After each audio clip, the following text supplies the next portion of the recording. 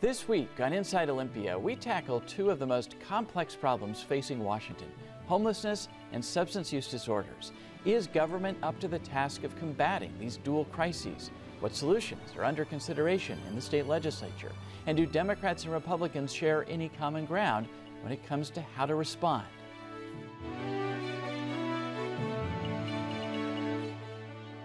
From the TVW studio, it's Inside Olympia with host Austin Jenkins. And welcome to Inside Olympia. Deaths from drug overdoses are rising sharply in Washington, and substance use disorders are also a factor in homelessness and crime. In our second half, we'll talk with a pair of state lawmakers about what the legislature can do to address this crisis. But first, it's been said that Washington state has an exceptionally high rate of homelessness. Over the past decade, the number of unsheltered homeless people in the state has shot up 70%. This coincided with a roughly 50% increase in rents. At the same time, the state has spent billions to combat the problem, and yet the signs of visible homelessness are everywhere. So what will it take to turn the corner on this issue? Is there any hope of a solution? Joining me now is Democratic State Representative Strom Peterson, chair of the Housing, Human Services, and Veterans Committee in the State House, and State Representative Andrew Barkis, the assistant ranking Republican on that committee. Welcome both of you to Inside Olympia. Thanks for being here.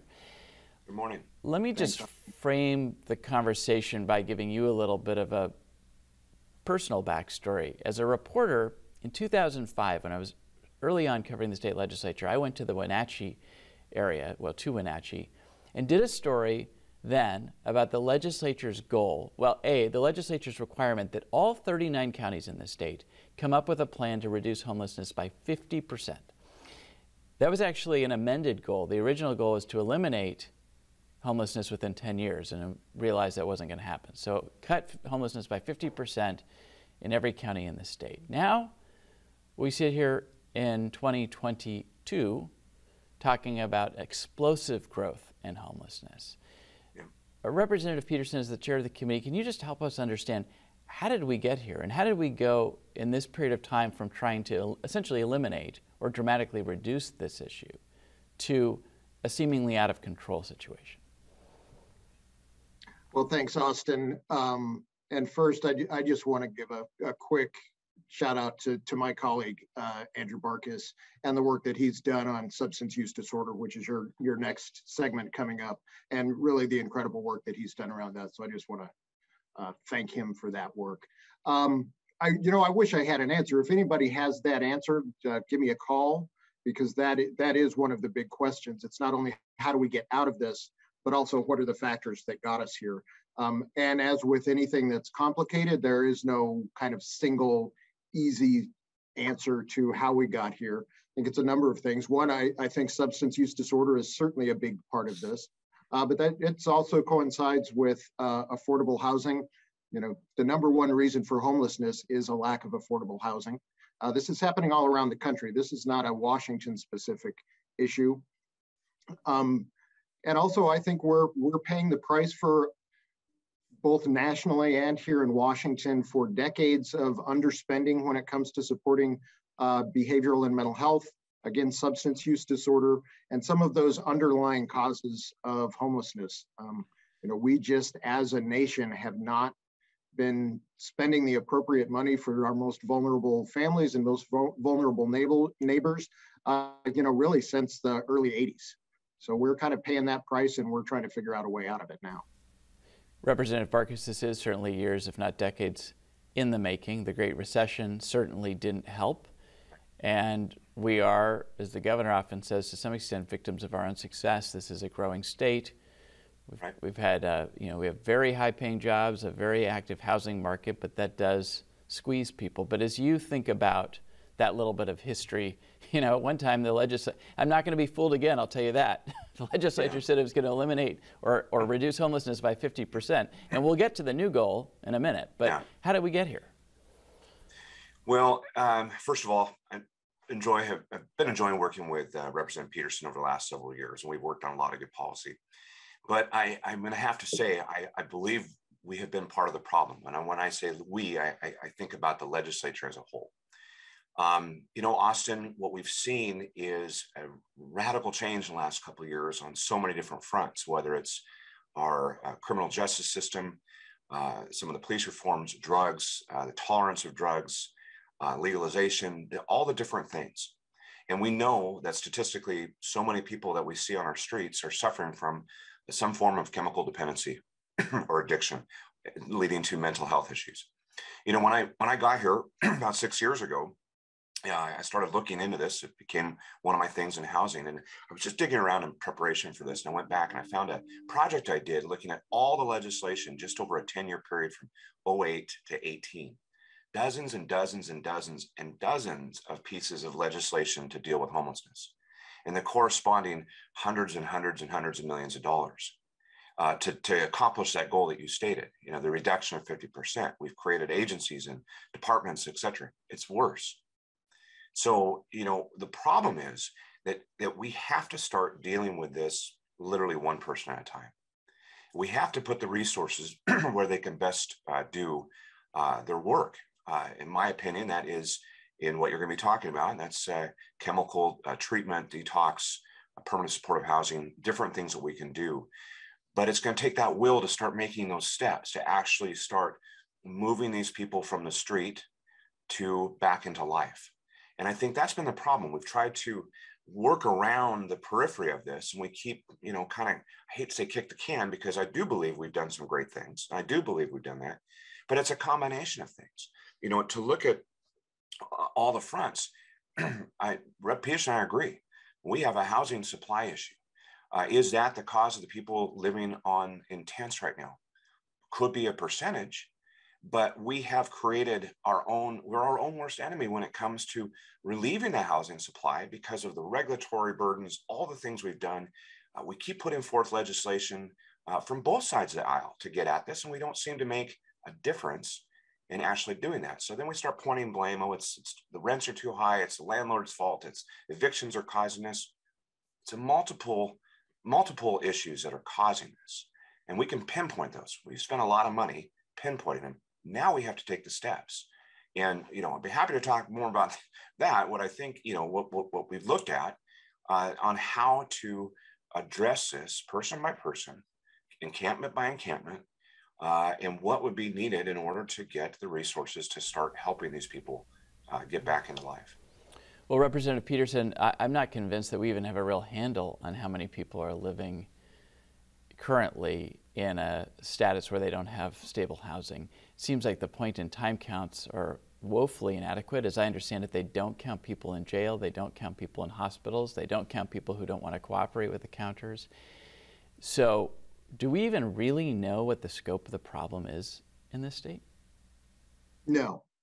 I mean, you hit it. I mean, the point in time count kind of does give us a bit of a baseline, because even though the numbers aren't accurate, I guess for lack of a better term, they've been the same inaccurate numbers over the years. So we're getting a slice, and you know, and kind of so we know that it's growing, but no, we don't have a full grasp of what's going on. I don't know how, and I don't think any state does. I don't know if any country around the world does. But that's, I think, back kind of to Andrew's point, we know that the problem is massive, so we have to get started at the problem, both on the kind of very upstream end, which I know, again, a lot of the work that Andrew's done with substance use disorder and mental health. So we need to keep people from falling through those cracks and ending up on the streets, and then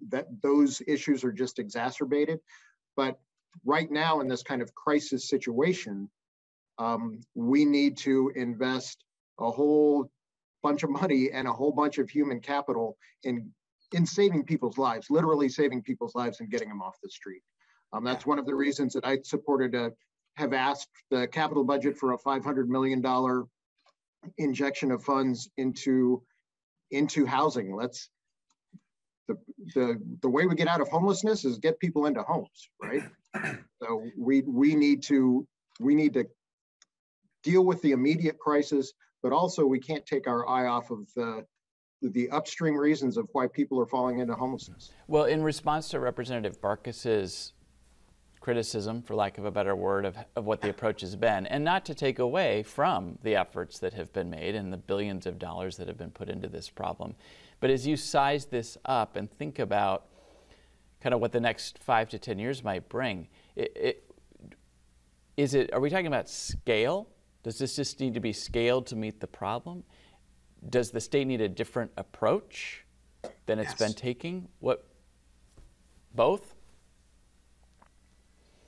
If that's I'm sorry, Representative Peterson. I think both. I think the amount of work that's been done, again, in the last couple of years in a very bipartisan manner, dealing with investments in mental and behavioral health, investments in substance use disorder, have been game-changing since I first came to the legislature, which I think I showed up, a year or two before Representative Barkis. But again, we're making up for a lot of lost time. And the problem is, part of it is the opioid epidemic, but you put that on top of the methamphetamine epidemic that never went away. That acute crisis is like nothing this country's ever seen. Yeah. And that kind of substance use disorder, that has not happened in this country to that kind of scale. Well, Representative Barkis, there's no silver bullet. There's no overnight solutions. There's a lot of factors that have contributed to this. This is complex. I mean, nobody's arguing that. We use the term crisis, but I also observe that we don't treat this like if we had just had an earthquake or we had just had a hurricane blow through, not that we have hurricanes here. If we had a bunch of people displaced because of a natural disaster, you could imagine that the state and FEMA would step in and there would be, and we saw it after Katrina. Sure. Nobody thought that the Katrina housing was a great solution, but at least there was an effort to get people into shelter. Why are we not responding, at least in the short term, at scale like that? I asked the governor about the National Guard, and he said that's just not realistic or feasible. Great question. But let me go. I just want to go back. I don't know if I would call it criticism. I would call it more fact. You just have to look at the data. And if you want to talk point in time and you want to talk about all this, when that first RV showed up on Ensign Road, not too far from where we're sitting right now, why didn't we address that first RV when it showed up? And that was right here. Just for people who aren't familiar with it, that's a road that leads to St. Peter's Hospital in Olympia that became clogged with RVs, and it impeded emergency response getting to the hospital. Became clogged. You should see it today. Dozens and dozens and dozens. It's unreal. But why didn't we address that first one that got there when it was one, right? And go help that person, find out what their story is, and do what we got to do. To your point, 2 years ago, I wrote a letter, and many of my colleagues signed on, to the governor to ask him exactly that question, Austin, because you could see from his bedroom window the Deschutes Parkway camp that was growing by leaps and bounds into one of the largest homeless encampments in the area. And I asked him specifically, why don't we take appropriate steps like we're doing right now with COVID? We don't need an earthquake, Austin. We have been going through 2 years of a pandemic. We have learned massive lessons on how to do this. We're still under emergency powers. He could make, with a stroke of his pen, decisions today to get at the homeless issue without legislation, because he's done that on a lot of other things. So why don't we take those lessons learned? We've seen quarantine type of situations. We've seen field hospitals be put up. We've seen all these different things. We saw CenturyLink Field turned into a giant hospital. So why don't we take the resources, the money, the ideas to do that? And that's where you get into the political will. People will say, well, you can't go down and ask the guy on the corner and remove him because you're going to take away his rights. Why would you want to take away his rights? I don't want to take away his rights. I want to help him. I want to get him off the street. But instead, we come up and we say, hey, we've got a couple different pathways for you. And the guy says, no, I'm good here. And we move on. We allow him to stay there. So we have to take these bold steps. We're looking at legislation again to create the Intergovernmental Coordinating Services, blah, blah, blah, to do another agency, spend about $10 million a biennium to staff another agency, $10 million. proposed a proviso last budget for $10 million to help with right-of-way cleanup for our local communities. It never made it in the budget. You see, there's a difference, I think, it comes into the politics, and it comes into, what is that methodology that we want to take? And I think we need to look at the lessons learned from the pandemic. And if this crisis is at the episode or epidemic level that it is, why don't we use that same methodology to deal with it? Well, so let me put this back to Representative Peterson in the sense that on the one hand, there's people who are living in really dangerous, unsanitary conditions, and there's that sort of humanitarian factor. And then there's people who are seeing this and thinking, this doesn't seem right. Why doesn't government do more? Where are the out-of-the-box ideas? Where is the response at scale to the problem? But the flip side of it, maybe there is a reason why some of what Representative Barkis just suggested isn't happening. Can you give us a little bit of a reality check or a different perspective here on why it's not easier, for instance, not to sweep camps, but to get people out of camps into something, at least on a temporary basis, that's more safe, secure, and sanitary? What's the reason that can't happen more quickly? Well, I think actually to Representative Barkis's early point, one of his earlier points when it comes to some of the impediments to doing this, sometimes we have to ask our local governments to be better partners, to be able to more easily cite emergency tiny villages. There's a company in my district that manufactures incredible, very quick to put up, safe, secure housing. And they're doing work all over the country. They are doing work here in Washington, but oftentimes they're running into issues, either finding places to site a tiny village camp or finding regulatory burdens in front of them from a lot of local governments that don't want those tiny villages cited in their town. There is a lot of, well, this is a problem, but it's not our problem. It needs to be somewhere else. It's a downtown Seattle problem. It's a downtown Everett problem. But I mean, Representative Barkis knows that it's in every single corner of our state. And so, yes, I agree with that FEMA type response. I'm working with this company and others to try to create that emergency quick, get somebody out of a tent, get somebody in a shelter that they can lock the door, and just that ability to lock the door and secure your stuff has incredible benefits for somebody's mental health and obviously their physical health if they're not in the elements. So there are opportunities and missed opportunities that we have, we've dropped the ball over the years. Mm-hmm. There's no doubt about that. I can't disagree with my good friend here. But let's, and we're not pointing fingers, and I don't think Representative Barkis is either, that we have to move forward. There are solutions. They are painful, they are expensive, but that's what we have to do. And that's why I'm proud to be, chair of this Housing and Human Services Committee. So that's the other side, is the human services side, to make sure people are getting access to the services that they need and deserve. That's been another issue, again, for the last 40 years. Well, let's talk, with the balance of time, we have about 9 minutes left, about what is possible in a short 60-day legislative session with, less than half of the balance of that session left to go here. It's a supplemental budget year. The state, though, is in a fairly good fiscal position, so there might be some money to spend toward this. From each of you, I'd like to hear, I know you can't solve this problem overnight, but what do you think would be the most effective thing this legislature could do towards addressing, taking the next step towards addressing this? Representative Barkis. Well, I think, when we look at that approach, we just have to go back to one thing. We have to somewhat remove the choice. If we put all that, we set those things up, and then we go out and we start working with people, you have to remove that choice that says, no, I don't want to go there. And that's part of the problem, Austin. Part of the problem is when you're dealing with addiction and drug and crime and everything else, you've got a whole other subculture that's developed and been allowed to develop. So we could build the beautiful tiny home, and I agree on that. I agree with transitional and temporary, and it's transitional by the very nature. but you gotta get the people there. You can't just say, no, that's okay, it's over there, but if you want it. So what would the policy be that would force the, you know, for lack of a better term, what the carrot and the stick approach? Well, that's probably beyond my pay grade a little bit with the AG, and I'm sure that we could look at the legislative aspect of it. You know, there's a lot of discussion about the Ninth Circuit Court and that Boise decision, and we can't do this and we can't do that.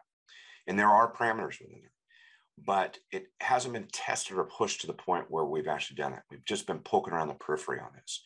And I think with the governor's broad emergency powers, if they're still in play, which they should be done, but if they're still in play, we should look at that, explore that. And maybe Representative Peterson and I can talk further about that with these local, I've talked to local communities. There are phenomenal organizations doing great work. So to your point about this session, I'm actually working with former Speaker, Representative Chop, and Representative Schmick, and others on a House Bill 1866. And this is about what is called permanent supportive housing. Now, this is one piece that both Representative Peterson and I agree that is part of that. So when you do get people into this program, then we've got a place for them to go. And this is something that stands up some funding and some extra stuff. But the component that's exciting to me is I met a gentleman down, his name is Craig. He runs coastal community action down in Aberdeen, highly successful program, getting people off the street, huge success rate because they're doing the casework. They found this pathways. They found a way to get people into this program and transition, even if they don't have a unit for them to go into, they start to work with them to transition them off the street. Do they need substance abuse, mental health, everything else? That excited me. This piece of legislation, we found a way that we could incorporate that into it. So now we're working together, bipartisan way, trying to find out how to incorporate some of this system that's working there broader to the entirety of the state. Because what they found, Austin, is that casework is key, because there's dollars that come in, they can help the people, and then they work on this whole, every aspect of their life, and they stay with them. And this is something else we did in substance abuse, some of the stuff out of the Blake decision last year, where we have these navigators that stay with people. There's a much higher success rate instead of just saying, hey, here's a check, here's something here, go ahead and go. Then you have that recidivism. You have that circle of people just continuing in the cycle of homelessness or addiction. So there are some pieces. I know we're going to debate how much more money we put into this, how much of that surplus is going to go to more stuff. We must focus on our housing crisis with practical legislation. We have that opportunity. There are pieces in front of us right now. We need to get them solved in a bipartisan way, because we continue not to do that. We continue to get good pieces and they don't go anywhere. And then we leave session thinking, oh, we did good because we put another X amount of dollars into the housing trust fund. We're never going to build our way out of this problem with public housing. It's one component. We must look at the private sector in a broad thing to get at the supply issue. Okay. Representative Peterson, you mentioned the letter you wrote to the Capital Budget Committee. Kind of extraordinary, if you ask me. I don't know that I've seen this before. Number of state lawmakers writing to the chair of that budget committee saying, please put $500 million into the capital budget, supplemental capital budget for affordable homes and other solutions to homelessness, including at least $100 million for the Housing Trust Fund, which builds affordable housing. And essentially what you were saying is, please spend even more than the governor proposed in his budget. So in addition to that, what do you think the most important thing this legislature could do in a 60-day session on this front? And again, I don't know, maybe Andrew and I need to get locked in a room and sort this stuff out. I mean, you know, I think he hit it on the head when you talk about permanent supportive housing, and those, you know, 3 words: permanent, so not transition, what we need obviously to get us there. Supportive, that's kind of where the money talks, right? We need staff, we need trained staff. We have an incredible shortage, again, going back for decades of underinvestment in training medical professionals here in the state of Washington, and again across the country. And housing, those are the 3 things we need. Those are complicated, they're expensive, but that is part of this ask of the capital budget. We can't just build it and then just expect people to move in. We need the staff and the support to make sure that people can navigate into changing their lives. I'm with Andrew 100% on that. Again, we do have issues with kind of freedom of choice. Some people may not want that, but the vast, vast majority of people that are living on the streets are looking for a way out of that. And if we can give them that supportive housing, and then it becomes permanent, that's how we get our way out of this. But it's going to take some time. It's going to take some dollars. And to Representative Barkis' point, it's going to take a lot of bipartisan effort. And the bill that he mentioned is one of those great pieces of legislation that can move that needle. Just a couple minutes left. I'd like a closing thought from each of you, and I'll prompt you this way. So I mentioned that back in 2005, the goal was to cut homelessness by 50% in each county in Washington. Prior to that, the goal had been to eliminate within a decade homelessness. I won't put you on the spot with a goal, but what's a reality check if you were setting some sort of a goal today and you were looking out 10 years and you wanted to be realistic with the public? What's a reasonable expectation? I realize you're not going to eliminate and you're probably not going to reduce it by 50%, but what would be your aspiration, if not your goal, over the next decade?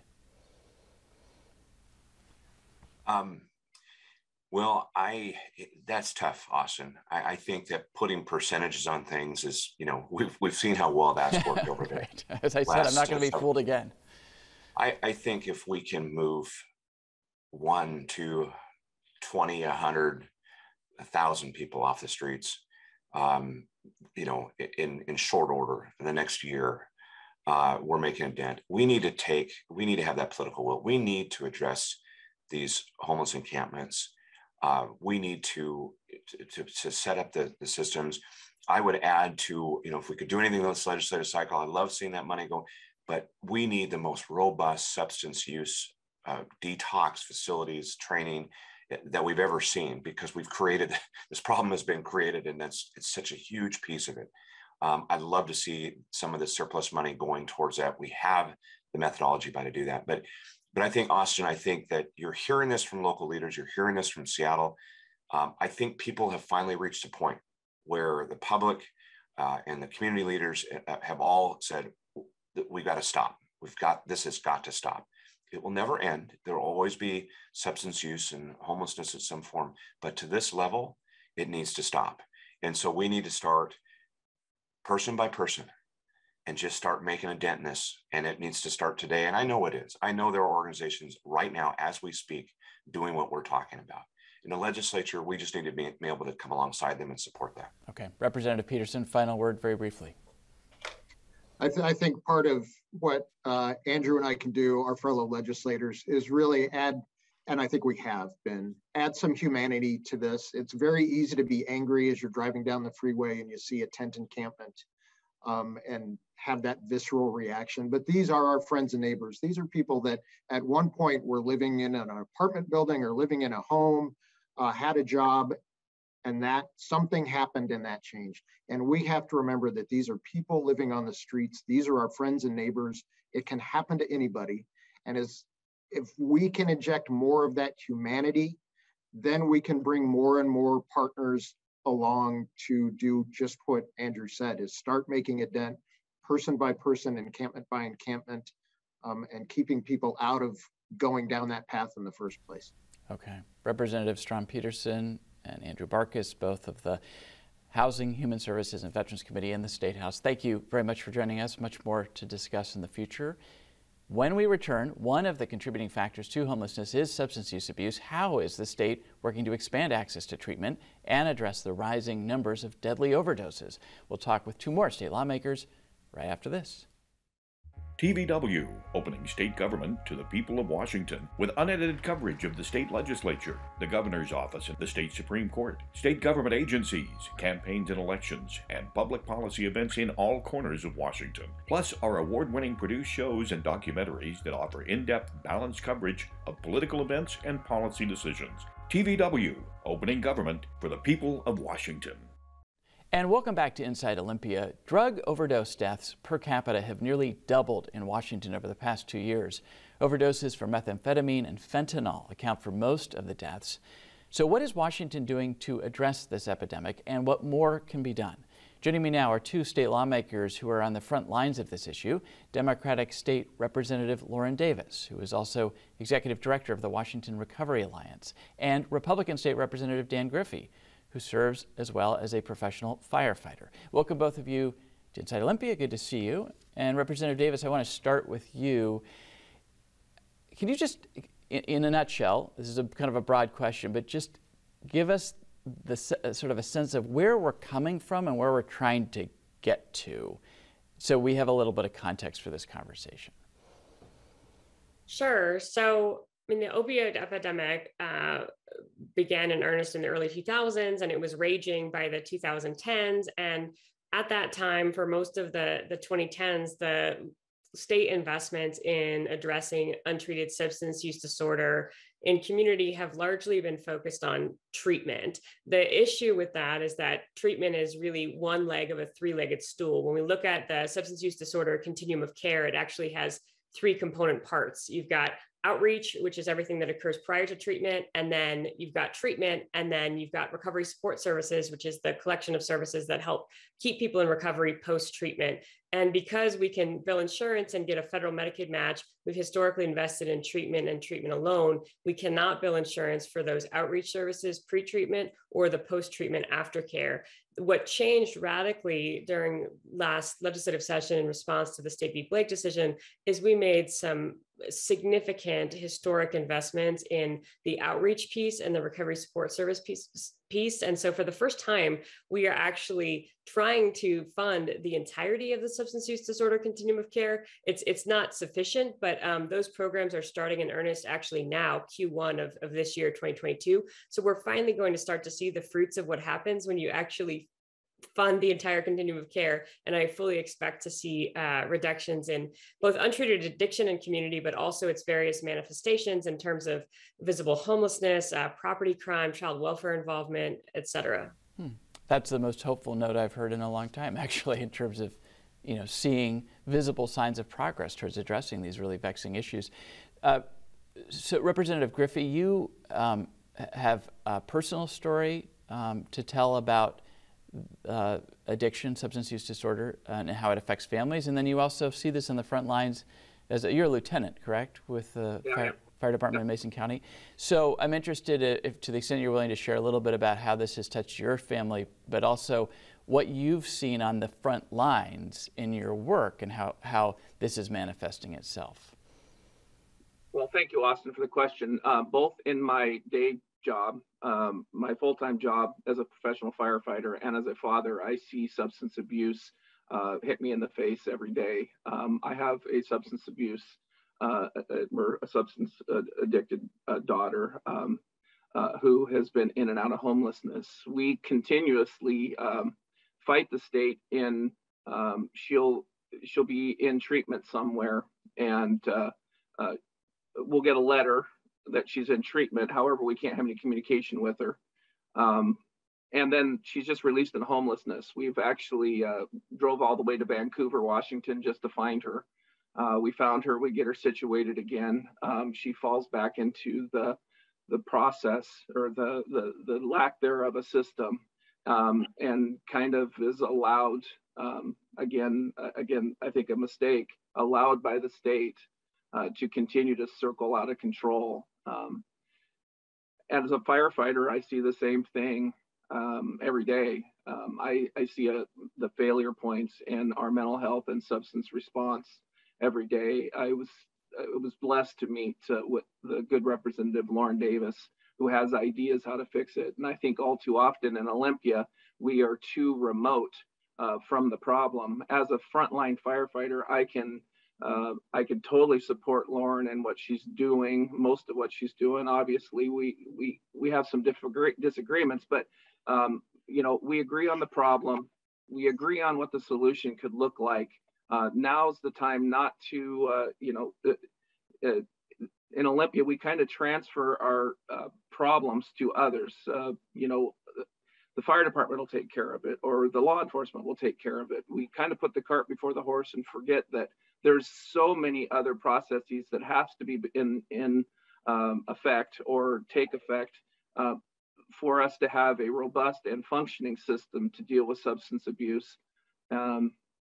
It's tragic, but I'm here to work with the good representative to see if we can finally get some momentum or progress on this.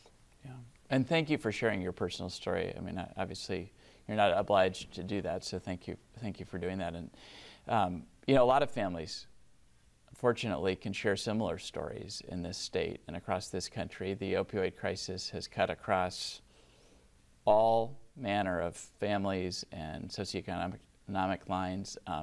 It's everywhere. So, Representative Davis, one of the things that I think people are trying to understand is you mentioned the Blake decision, which was the Supreme Court saying that the state's simple drug possession law was unconstitutional as currently structured. And the legislature, Democrats in the legislature, have used that as an opportunity to say, well, maybe we should just rethink the idea of criminalizing drugs, incarcerating people for drugs, and really focus more on treatment. And you've suggested that this did provide a bit of an opening for now funding the pre and post services.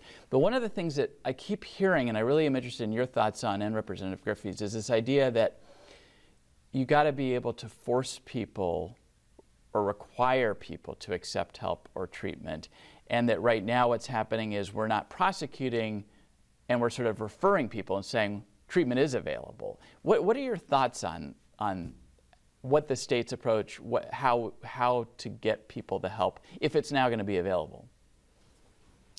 Terrific question, Austin. So the reality is that it's accurate that there are individuals for whom compulsory treatment may be the only avenue into care, but that is the minority narrative. That is a small portion of the population, but an important portion, and I'll address that briefly. But I don't want to lose sight of the fact we have significant data that over 80%, 90% in some cases of individuals in active addiction with untreated substance use disorder are yearning for help, are yearning for care. They are absolutely miserable, devastated by their life circumstances, and 11% of those individuals received help. So what the 5476, the state's response to the Blake decision, really looked at addressing the 80 to 90% of folks who, if they just had a person reach out and treat them as a person of dignity and worth and forge a human connection. And, the effective intervention is really engagement and building that meaningful relationship. And from there, hope grows. And from there, recovery grows. So the investments that we made last year are really about focusing on the super majority of folks who actually would access care if only they were given a roadmap and a guide to help them through that process. Now, to talk about the other 10 to 20%, that's a very real percentage of the population. And those folks fall into sort of two camps. Some of those folks have a co-occurring serious mental illness, and the substance use disorder is really secondary. It's sort of a byproduct of the serious mental illness, but the serious mental illness is what is preventing them from engaging in care. Many of those folks have something called anosognosia, which essentially it's Latin for lack of insight. It means they essentially don't know they're sick. It's part of the symptoms of their disease. And then you have the other portion of folks who just have extremely severe substance use disorder. And my best friend, Ricky, the namesake of Ricky's Law, fell into that category. People who are so deep in their addiction that they're so hopeless, they have no hope they'll ever recover, and they don't even think they're worthy of recovery. And they too need some support seeking treatment and may not do that volitionally. And for those people, we have Ricky's Law, which is the state's civil commitment for substance use disorder. We are making huge strides this very legislative session with House Bill 1773 for something called assisted outpatient treatment, which is compulsory outpatient treatment, which the legislature originally passed a number of years ago, and it's basically not utilized at all. And this bill would actually make it functional and make it possible for families to get folks into compulsory substance use and mental health treatment on an outpatient basis to start. And if that fails, on an inpatient basis.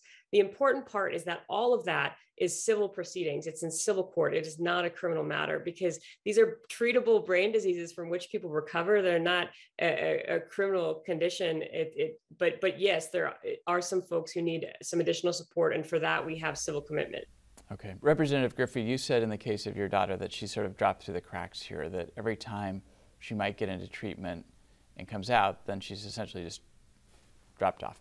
To what extent do you feel like the funding from last year to get that pre and post treatment kind of continuum of care, and then things like assisted outpatient treatment, are the kinds of answers that are needed? Is there something missing here? Well, I do think there is something missing. The majority party, Austin, I think has a big heart in this process, but the Blake decision has let a lot more people fall through the cracks.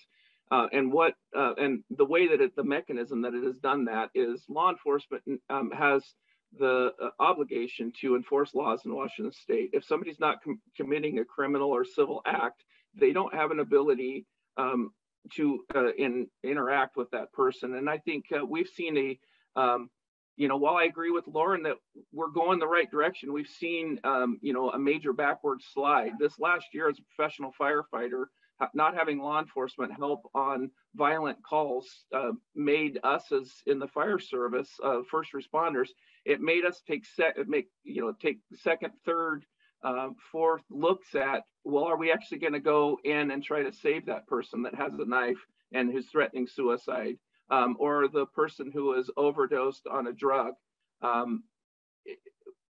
We have to understand that force is used sometimes to save people, and I think we're getting there. The compulsory use of, or the bills addressing use of force. I many times have actually tackled somebody who was, naked from the waist down in the middle of a 4-lane highway, and then just physically drug them off the, side of the road. So again, I think sometimes there is a big disconnect between Olympia and the actual boots on the ground sort of experiences. And I want to help break through that. I want to help the good representative identify those issues that, use of force does save people. Sometimes when we put people in jail for a minor crime that they committed because they're addicted to substance, it saved them that night. They weren't on the street any longer. Until we build the robust program that we have to have that has adequate amounts of treatment. So me as a first responder, I can take somebody right to a treatment zone. We need to have that stopgap. So yes, I think there is somewhat of a disconnect right now with the new laws and the new rules. We can't deploy them because it's not an illegal act right now. I think there is something there's a lot of things we can do, but we have to respect that. Well, and there's so many, this could get really complicated really quickly because there have been a lot of changes, obviously, in police use of force rules of the road, some of which are being changed or amended even as we speak. And then, of course, the Blake decision has longer-term implications that the legislature hasn't made kind of final decisions about. And Representative Davis, I know that there's a distinction between drug legalization and decriminalization, and that's a whole other conversation. But I do want to ask you to respond to this idea that I've heard from Representative Griffey now and others in the past, which is sometimes the best thing to get somebody into treatment is to put them in a jail cell first, because they have,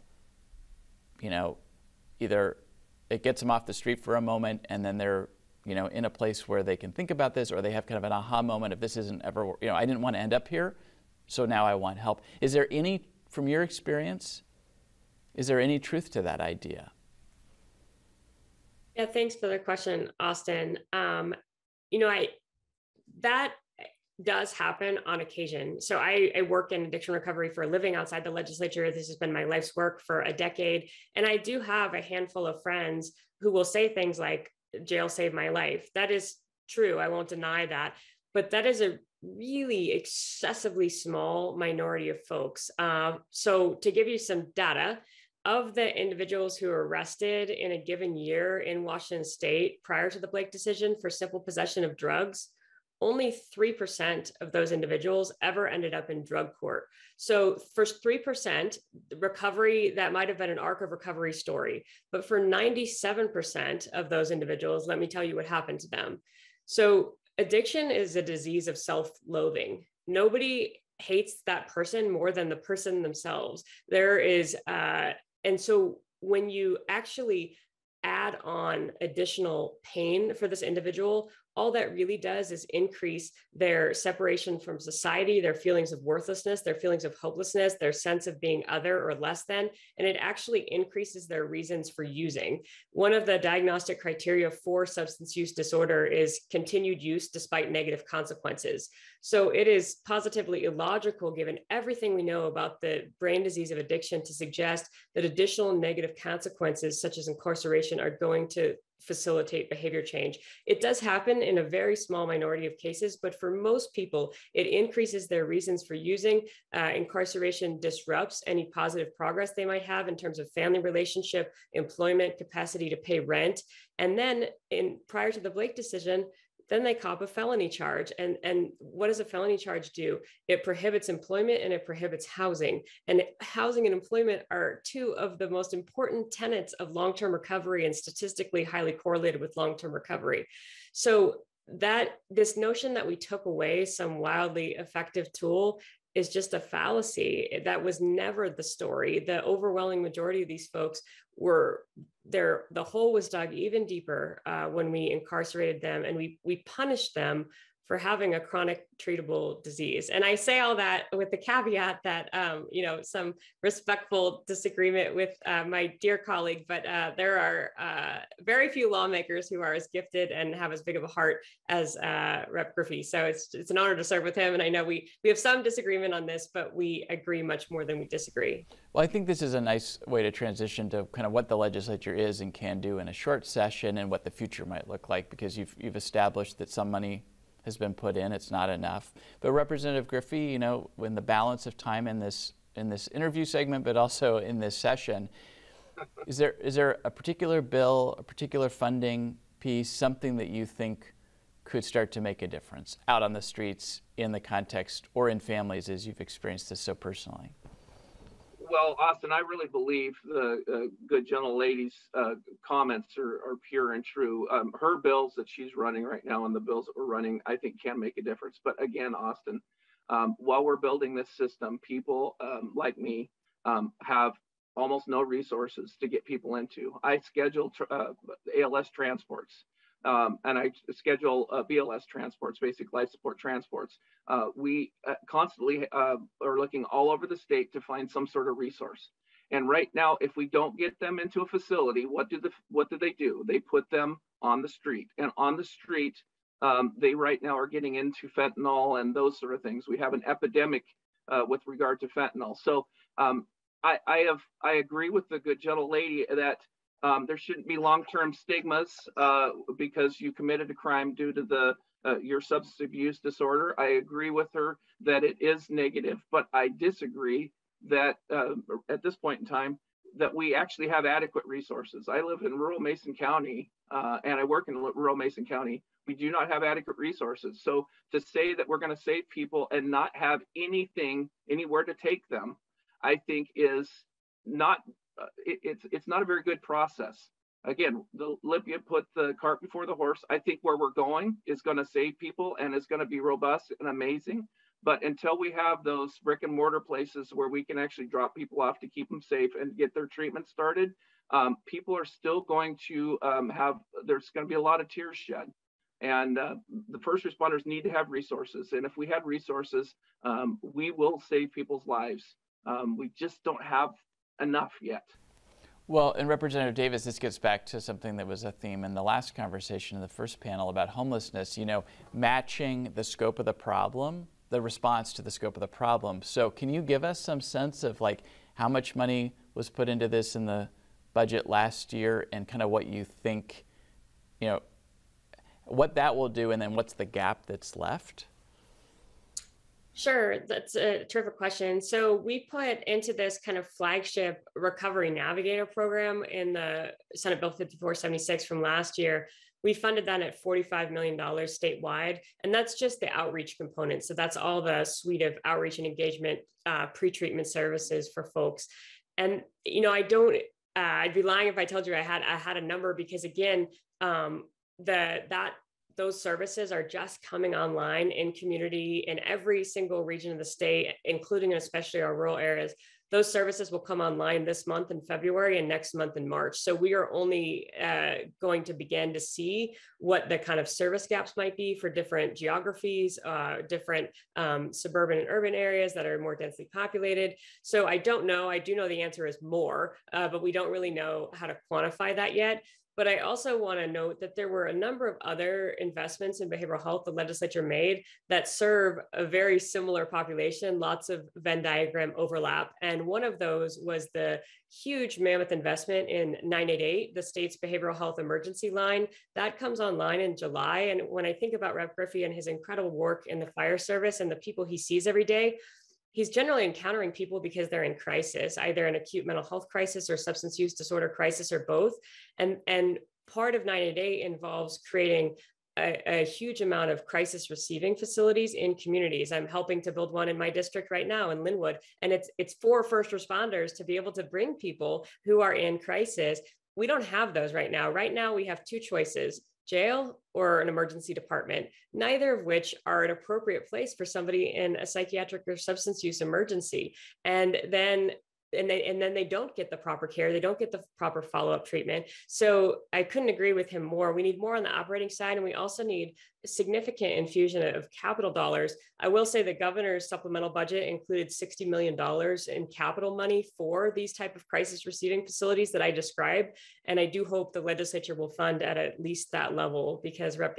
Griffey is absolutely right about the need for more services. And what about his criticism that in the meantime, the legislature's gotten the cart before the horse in terms of, with respect to people caught with drugs, the police now, saying, I can refer you to treatment, but initially, at least, we're not going to arrest, we're not going to prosecute.